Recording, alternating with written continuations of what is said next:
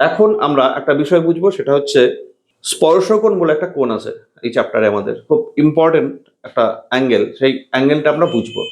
তো স্পর্শকোণ বোঝার আগে আমরা আরো কিছু বিষয় আগে বুঝে নেব। সেটা হচ্ছে, দেখো, তরলের পৃষ্ঠতল কোনো পাত্রে যখন বা কোনো নলের মধ্যে যখন তরল থাকবে, তরলের পৃষ্ঠতল কিন্তু একদম সমতল হয় না।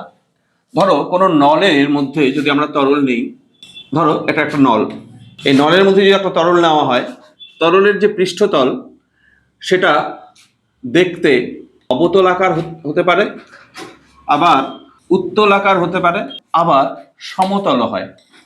এইটা নির্ভর করে কোহেসিভ ফোর্স আর অ্যাডহেসিভ ফোর্সের উপরে, তার মানে ম্যাটেরিয়ালের উপর নির্ভর করে। কোহেসিভ আর অ্যাডহেসিভ ফোর্সের বাংলা হচ্ছে, কোহেসিভ মানে হচ্ছে সংশক্তি বল, আর অ্যাডহেসিভ ফোর্স মানে হচ্ছে আসঞ্জন বল।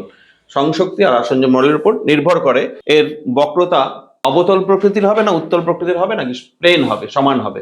ধরো এইখানে তরলের কোনো কণা ধরলাম, এই তরল কণা অন্য যে তরল কণা তার উপর বল ক্রিয়া করবে এদিকে। ঠিক এইখানে যে কণাটি আছে তার উপর অন্য তরল কণা এদিকে ক্রিয়া করবে। এখানেও তাই, এইখানে যে কণাটি আছে তার উপর বল ক্রিয়া করবে অন্য তরলের কণা এইদিকে, এটার উপর এইদিকে। এইখানে অন্য কণা, এইখানকার যে কণাটি আছে তরলের কণা তার উপর বল ক্রিয়া করবে এইদিকে। এখানে কোন তরল কণার উপর বল ধরা হচ্ছে? একদম এই কঠিন তলের সঙ্গে লেগে থাকা, ওর সংস্পর্শে থাকা যে কণাটি আছে তরলের, তার উপর ক্রিয়াশীল বল স্পর্শক বরাবর হবে। তার মানে এই বিন্দুতে তরলের উপর স্পর্শক টানো, সেই বরাবর হবে। শুধু তাই না, তুমি যদি কোনো তরল বিন্দুকে কঠিন তলের উপর রাখো, ধরো এটা একটা কঠিন তল, আমি এটা কাঁচ প্লেট বলছি, কাঁচ প্লেটের উপরে যদি আমরা জল রাখি, জলটা এরকম থাকবে, জলের ফোঁটা, জলের বিন্দু। কিন্তু কাঁচ প্লেটের উপর যদি আমরা পারদ নিই তাহলে এই আকার থাকবে। আর যদি আমরা রূপার প্লেট নিই, এটা রূপার প্লেট, তার উপর যদি নাও জলের ফোঁটা, জলের বিন্দু, এরকম আকার ধারণ করবে। দেখো এক একটা ক্ষেত্রে এক এক রকম। এই যে লাস্ট যে তরল বিন্দু আছে, এই তরলের বিন্দু থেকে এই তরল তলের উপর স্পর্শক টানলে এরকম স্পর্শক হবে, এইখানে স্পর্শক হবে এইরকম স্পর্শক, এইখানে স্পর্শক হবে এইরকম স্পর্শক। খেয়াল করো।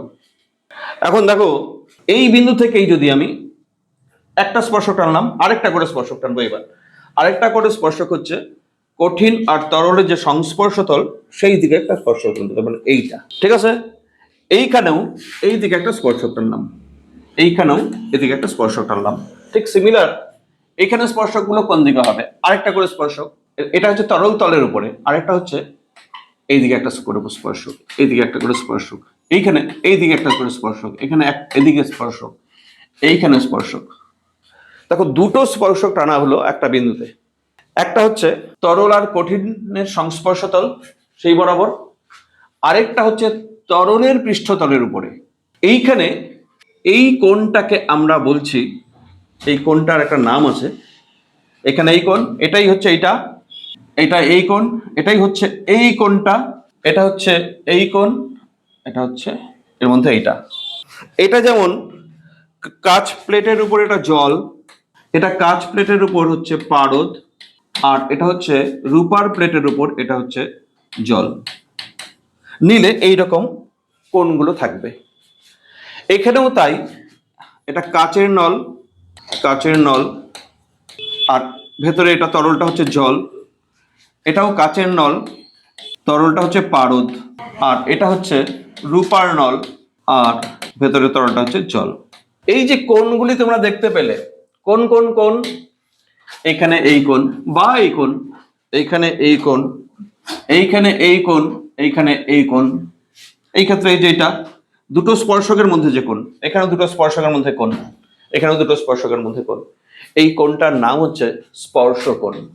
এবার শোনো, জল আর কাঁচ এখানে বা এখানে স্পর্শকোণ সূক্ষ্ম কোণ আছে 90 ডিগ্রি থেকে কম। আমি যদি বলি পারদ আর কাঁচ স্পর্শকোণের মান 90 ডিগ্রি থেকে বেশি আছে, এইটা স্পর্শকোণ। আর জল আর রূপা এদের মধ্যে স্পর্শকোণ একদম পুরোপুরি 90 ডিগ্রি। জলের ক্ষেত্রে এই থিটার মান, এই ক্ষেত্রে থিটার মান হচ্ছে 8 ডিগ্রির মতো, 8 ডিগ্রির কাছাকাছি। এইটার ক্ষেত্রে থিটার মান হচ্ছে 135 ডিগ্রির কাছাকাছি, আর এটার ক্ষেত্রে থিটা তো দেখতেই পাচ্ছ 90 ডিগ্রি। তাহলে দেখো এই কোণগুলোকে স্পর্শকোণ বলা হয়। এবার স্পর্শকোণ কাকে বলে, স্পর্শকোণটির সংজ্ঞা আমরা শিখব।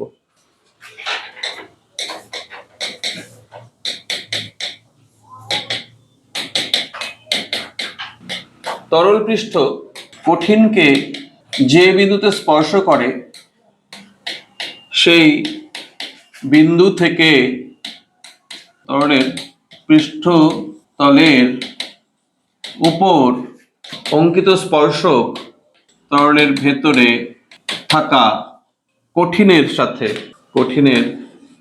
সাথে যে কোণ উৎপন্ন করে তাকে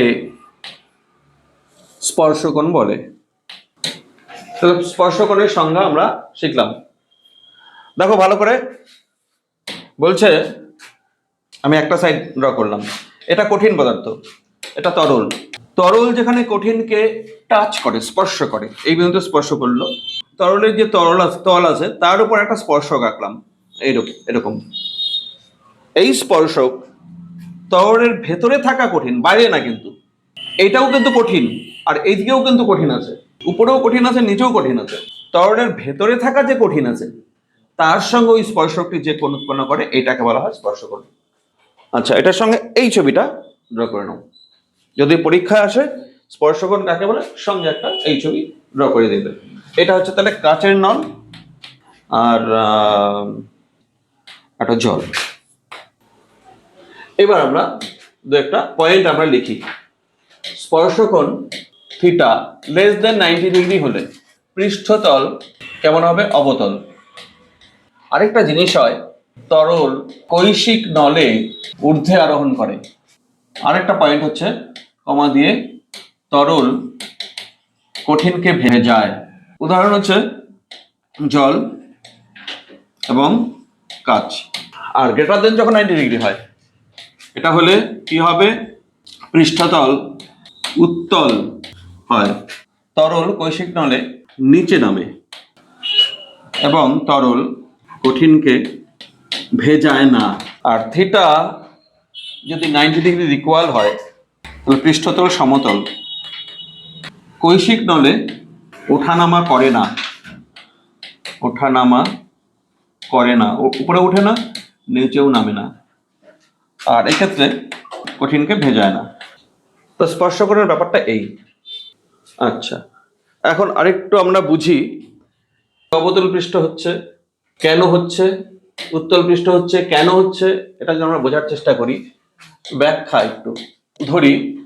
সংশক্তি বল এফসি, আসঞ্জন বল F A, adhesive force, cohesive force. দেখো কি হচ্ছে, কেন হচ্ছে। ধরো একটা তরল একটা নলের মধ্যে নেওয়া আছে, এইখানে আমরা ঠিক কঠিনের সঙ্গে লেগে থাকা যে তরল কণা আছে তার কথা ভাববো। এই কণাটির উপর এই কঠিন যে বল প্রয়োগ করবে সেটাকে আমরা বলবো আসঞ্জন বল, ভিন্ন পদার্থের মধ্যে বল। এই দিকে হচ্ছে এফ, অ্যাডহেসিভ ফোর্স ক্রিয়া করবে। আর এই কণাটির উপরে অন্যান্য তরল যে লব্ধি বল দেবে সেটা তো কোহেসিভ ফোর্স। এই কণাটির উপর এই পাশের কণাগুলো এদিকে টানবে, এই পাশের কণাগুলো এদিকে টানবে, বিভিন্ন দিকে টানবে, সেই জন্য এদের লব্ধি হবে এই দিক, এফ সি নাম দিলাম এটাকে। মূলত এই যে এফ সি আর এফ এ, এই দুটো বিষয়ের উপরই নির্ভর করছে অবতল হবে না উত্তল হবে তরলের উপরিতল। এফ সি বলটি মানে সংশক্তি বল, কঠিন তলের সঙ্গে এটা 45 ডিগ্রি কোণ থাকে, বা এদিকেও এর সঙ্গে 45 ডিগ্রি কোণ থাকে, কারণ এটার উপর এইদিকেও যা বল এদিকেও একই বল ক্রিয়া করবে, সংশক্তি বল তো। অন্য অন্য কণাগুলি তরলের এই কণাটার উপর মোট বল কত দিবে, এইদিকে বল প্রয়োগ করছে, এদিকে বল প্রয়োগ করছে, ওদিকে বল প্রয়োগ করছে, এদিকে বল প্রয়োগ, সবগুলোর লব্ধি একদম 45 ডিগ্রি হবে। এখন এফসির একটা উপাংশ হচ্ছে এটা এফসি cos 45, cos 45 মানে √2। আর এইদিকে এফসির আরেকটা উপাংশ হয় এফসি sin 45, এটাও এফসি √2। খেয়াল করে দেখো, ছবিটাকে আরেকবার ড্র করি, এক পাশে ড্র করলেই হবে। এফ সি তো আর থাকলো না, এটাকে আমরা বিভাজন করে ফেললাম। দেখো এইদিকে হচ্ছে F C by root two, এইদিকে হচ্ছে এফ এ, আর এইদিকে হচ্ছে F C by root two. দেখো এই কণাটার উপর তিনটা বল ক্রিয়া করে। এখন এদের লব্ধি কোন দিকে হবে সেটা নির্ভর করবে এইটা বড় না এইটা বড়। যদি এইটা বড় হয়, যদি F A greater than F C by root two হয়, সেই ক্ষেত্রে লব্ধি এদিকে F A minus F C by root two হবে, আর এইদিকে F C by root two তো আছেই।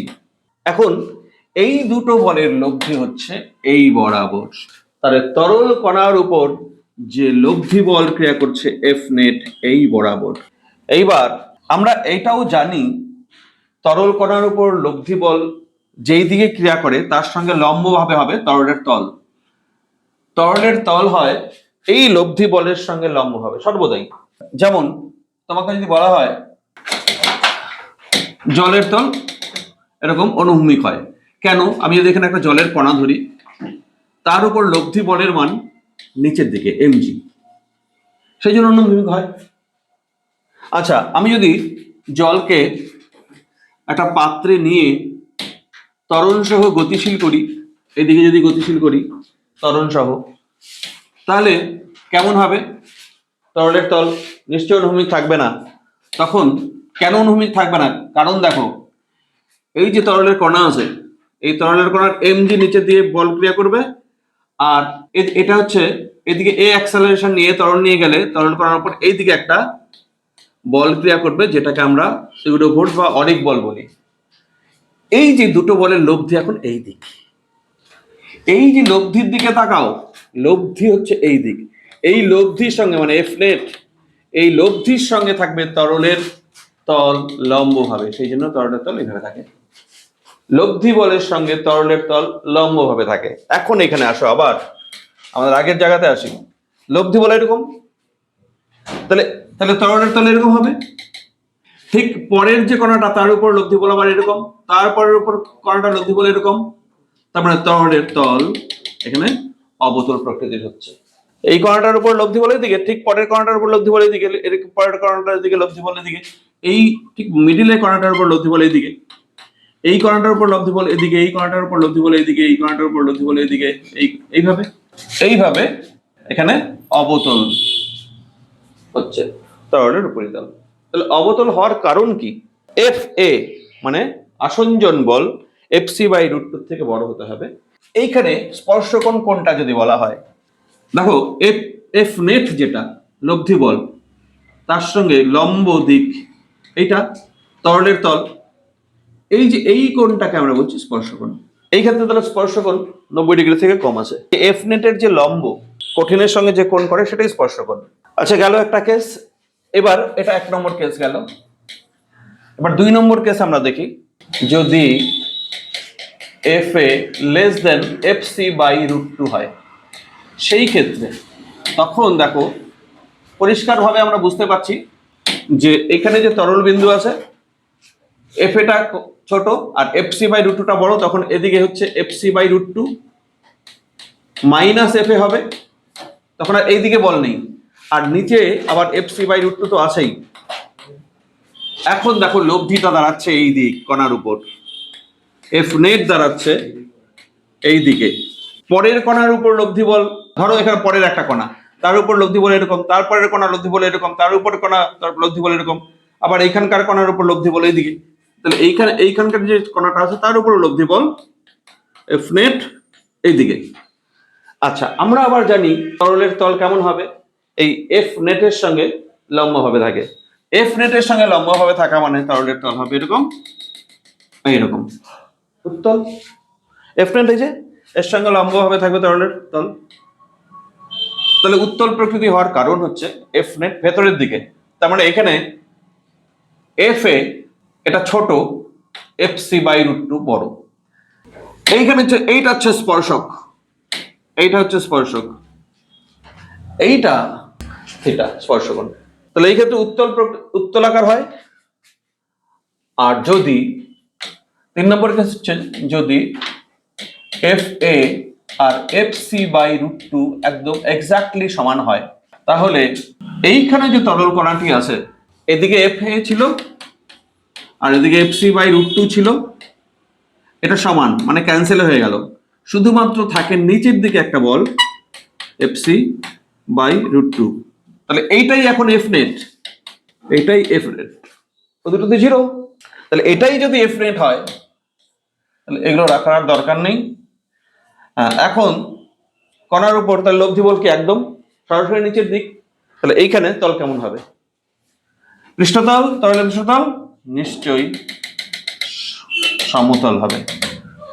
আর এখানে স্পর্শকোণ কোনটা? স্পর্শকোণ হচ্ছে থিটা, এটা।